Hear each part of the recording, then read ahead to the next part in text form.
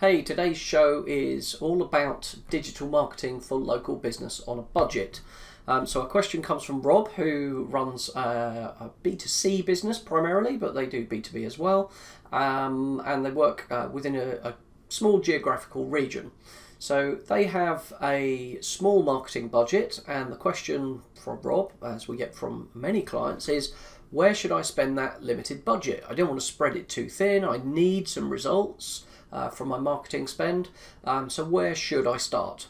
So the first thing that we need to think about is there's kind of three stages to your marketing funnel, your marketing process. So the top of that funnel is about creating awareness and interest and your brand. So your customers buy from people they know and that they trust. So if they're aware of you and they trust you, when they finally get to your website, they're much more likely to convert. So there's some activity there in the top of the funnel, which I'll go through shortly, that you could do yourself for free. And then there's some activity in the middle of the funnel, which would be search. So getting found when someone needs the service that you provide. And that can be done in a way that only requires a small amount of budget. So you'll focus very specifically on local businesses or local customers searching for very specifically what you do.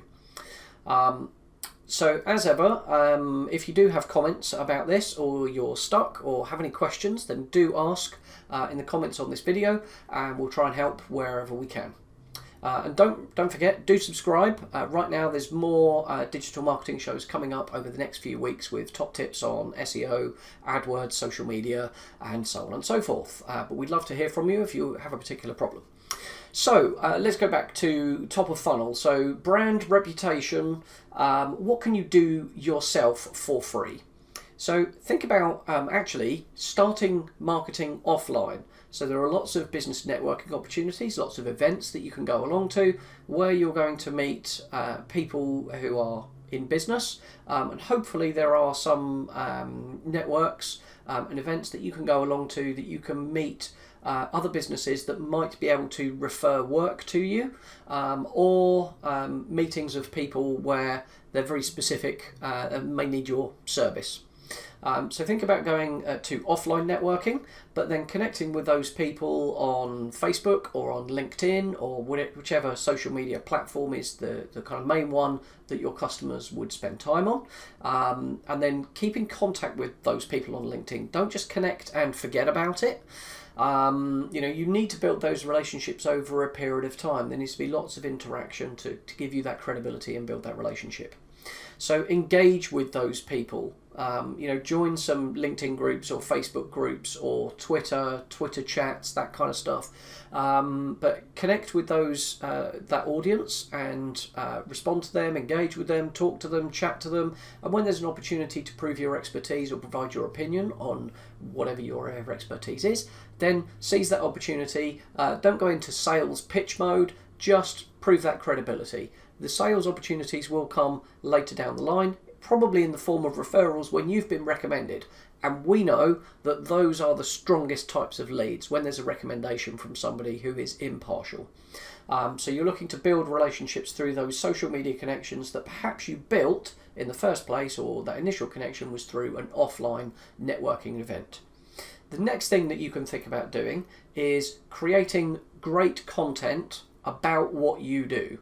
So it may be that there are local events, local changes in the environment, whatever your business might be, or maybe it's just local business community. There are changes, there are new things happening in your community, in the local business community, and maybe you need to be part of those conversations. So again, if there's a big change in legislation, maybe there's a comment that you can make on that and give your opinion. Maybe there's some story in the local press or even the national press about something that's gone wrong, and this is maybe what they should have done, and give your opinion on that. Take a look through Google. Start typing some questions into Google as a search engine. It will predict what people are searching for. So how do I do this? What are the rules for this? What do I need to think about when I'm considering this? So think about the types of questions people type into Google when they are researching whatever service it is you provide.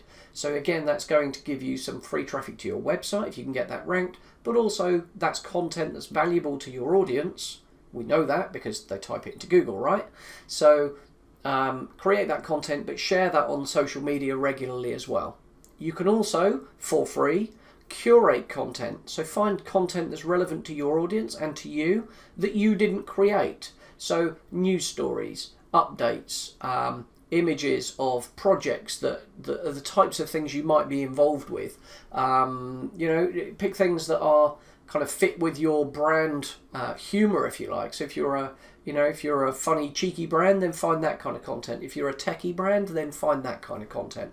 But you could share that once a day, 2 or 3 times a week maybe, on LinkedIn or Facebook. And again, your brand is there, it's present, it's part of that conversation. And that's something, again, that you can do yourselves without spending a fortune with an agency, or without spending heaps of time every day or every week just sitting chatting on Twitter all day, much as we'd all like that, right? So yeah, there's certainly opportunities there. How about speaking at some events? So if you get those opportunities, those can be really good. They're great for networking, they're great for credibility, they're great for links to your website, for SEO, more on that coming later. So, speak at events if you can, and connect with the people in the audience. Connect with them on LinkedIn or on Facebook, and there you'll start to build that relationship again. Get some Google reviews. Your customers you're doing a great job for, get as many Google reviews as you can. That's going to help you rank better in the local maps pack on the first page of Google when someone is searching for your type of business. So those are all things that you can do yourself for free, pretty much. You'll need some time, of course, and you may need some guidance, which brings me on to part 2, which is what might you need an agency for? So the next stage of the funnel is search. So now I'm searching for the service you provide in the area that you provide it. So this might be accountant location, solicitor location, that kind of thing. So it may be that you need a small campaign created to suit your budget for people searching for your service in your location. And knowing what I know about Google Ads, I've seen a lot of people waste a heap of money. You may want to invest in having an agency create that for you, at least to do some Google Ads coaching with you to show you how to create that and manage it so that you don't waste a heap of budget. I should point out, of course, that we do Google Ads coaching and managed services in that area, of course. So we'd love to help you do that if you're one of those businesses.